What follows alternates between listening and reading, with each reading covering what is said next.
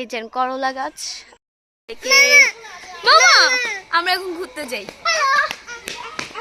তো আমাদের হচ্ছে দুটো বাড়ি, তো এখানে যে বাড়ি যাব এখন সেখানে আমার জ্যাঠারা থাকে। তো চলুন যাওয়া যাক। হাঁটতে হাঁটতে আমার সাথে আমার ছোট কন্যাও এসেছে। হাঁটতে হাঁটতে চলে আসছি আমাদের আরেক বাড়িতে। সাথে আছে আপি।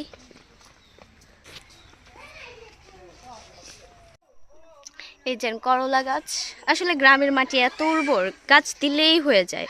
এই যে দেখেন মাশাআল্লাহ অনেক সুন্দর, আমার জ্যাঠাতো ভাইয়ের কাছে অনেক সুন্দর ধরে আছে একদম। এই যে ছোট ছোট অনেক আসছে, এগুলো হবে আমাদের এখানে হচ্ছে গিয়ে মাটিটা অনেক উর্বর। এই যে মাশাআল্লাহ এখানে আরেকটা গাছ, এ গাছও আছে, আপনাদেরকে দেখায় ছোট ছোট।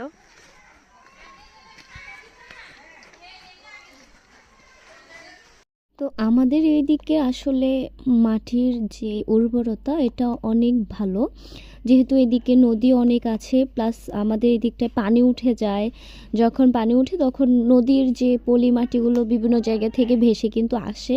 দেখেন এই ছোট একটা করলা গাছে মাশাআল্লাহ কত সুন্দর করলা ধরে আছে, এবং একই সাথে অনেকগুলো ধরে আছে।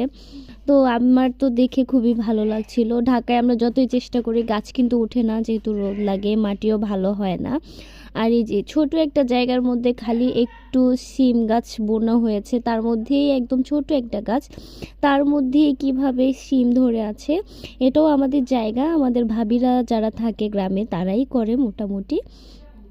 ওখানে যেহেতু আমাদের এখানে গাছ ছিল, গাছগুলো সব বন্যার পানিতে নষ্ট হয়ে গিয়েছে। তো যাই হোক, আসলে বাড়িতে আসলে ঘোরাঘুরি তারপরে হাঁটাহাঁটি এগুলো করতে করতেই সময় কেটে যায়, কখন যে সময়গুলো চলে যায় আসলে বললে বোঝানো যায় না।